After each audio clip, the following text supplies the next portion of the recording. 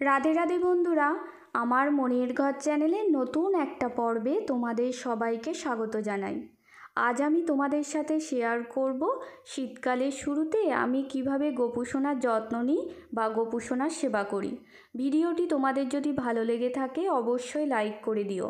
আর তার সাথে থাকবে 2024 সালে উৎপন্না একাদশী কবে পালন করতে হবে। এখন সকাল 11টার মতো বাজে। আমি গোপুসোনাকে স্নান করাবো বলে দেখো ড্রেস আর শৃঙ্গার খুলে দিলাম। আর আমার ঠাকুর ঘরের জানালা দিয়ে সকাল থেকেই খুব ভালো রৌদ্র আসে, সেই কারণে আমি ছোট্ট একটা বালতি করে গোপুসোনার স্নানের জল গরম করতে দিয়েছি। এখন ভালোই রৌদ্র করা আছে, সেই কারণে আমি জল এইভাবেই গরম করি। না হলে যখন রৌদ্রের জোর থাকবে না তখন আমি ইলেকট্রিক কেটলিতে জলটা গরম করে নিই।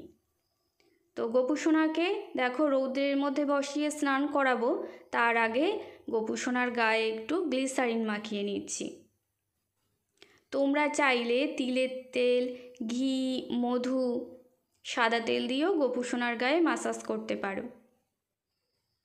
গোপুসোনার গায়ে খুব ভালোভাবে দেখো আমি মাসাজ করে দিচ্ছি। এতে কি হয়, গোপুসোনার গাটা খুব সুন্দর চকচকে করে। আর গোপুসোনাকে স্নান করানোর পরে গোপুসোনার গায়ে জলও বসবে না। এরপরে আমি গোপুসোনাকে দেখো স্নান করিয়ে দিচ্ছি। আর এই স্নানের জলে আমি ফুল আর তুলসী পাতা দিয়েছি, অন্য কিছু মেশাইনি। গোপুসোনাকে ভালো করে দেখো আমি স্নান করিয়ে দিচ্ছি।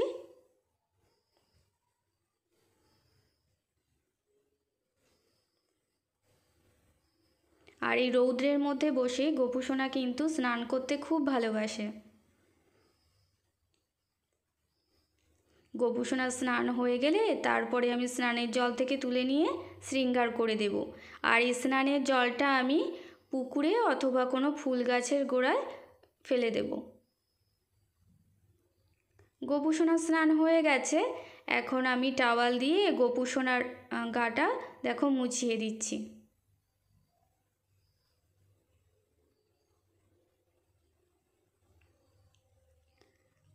গোপুসোনাকে রৌদ্রের মধ্যে বসিয়ে আজকে আমি শৃঙ্গার করাবো। গোপুসোনাকে আজকে একটা লাইট গ্রিন কালারের ড্রেস পরিয়ে দিয়েছি। শৃঙ্গার দেখো হয়ে গেছে, কিছুক্ষণ এখানে বসুক, তারপরে আমি চৌকির উপরে নিয়ে যাব। গোপুসোনাকে দেখো চৌকির উপরে আমি নিয়ে চলে এসেছি। এরপরে আমি মিরর দর্শন করাবো। গোপুসোনার শৃঙ্গার কেমন হয়েছে অবশ্যই কমেন্ট করে জানিও।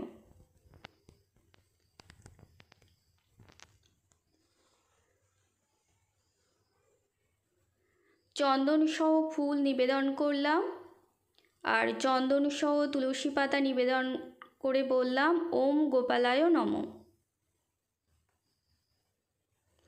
এরপরে ভোগ নিবেদন করব। আসনের উপরে ফুল আর গঙ্গা জল দিয়ে ভগবানকে হাত জোড় করে আহ্বান করে নিলাম। টেবিলের উপরে কিছুটা ফুলের পাপড়ি ছড়িয়ে দিচ্ছি, এখানে আমি ভোগের বাটা বসাবো। গোপুসোনাকে আজকে আমি ভোগ দিয়েছি আপেল আর লাড্ডু দিয়ে। ভোগের বাটা, জলের গ্লাসে তুলসী পাতাও দিয়ে দিয়েছি। আর চারিপাশে গঙ্গা জল ছিটিয়ে দেখো জায়গাটা আমি শুদ্ধ করে দিলাম। গোপুসোনা এখন আসন গ্রহণ করে ভোগ গ্রহণ করবে।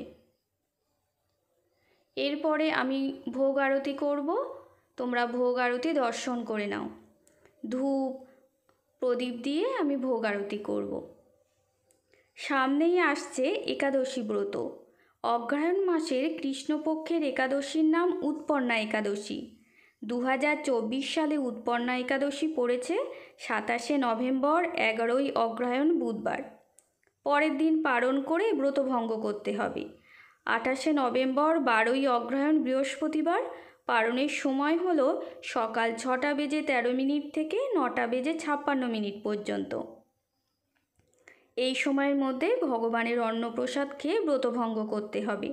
পালনের মন্ত্র হলো একাদশাং নিরাহার ব্রতনানেন কেশব পশিত সুমুখনাথ জ্ঞানদৃষ্টি প্রদভব। আমার ভোগ আরতি হয়ে গেছে। এখন আমি হাত জোড় করে গোপুসোনাকে প্রণাম করে নিচ্ছি। ওম নীলোৎপল দল শ্যামং যশোদা নন্দনন্দনম গোপিকা নয়না নন্দং গোপালং প্রণমাম্যহম। আমার প্রণাম করা হয়ে গেছে। তারপরে দেখো একটা বাস্কেট দিয়ে আমি ভোগের বাটা জলের গ্লাস ঢেকে দিলাম। তারপরে আমি হাত জোড় করে গোপুসোনার কাছে ক্ষমাও চেয়ে নিলাম আমার দিক থেকে যদি কোনো ভুল ত্রুটি হয়ে যায় তার জন্যে। আজকের এই এপিসোডটা আমি এখানেই শেষ করলাম। শীতের শুরুতে কিভাবে গোপুসোনার যত্ন নিতে হবে, ভিডিওটি তোমাদের কেমন লাগলো কমেন্ট করে জানিও। আর বন্ধুরা, তোমরা সবাই ভালো থেকো, সুস্থ থেকো।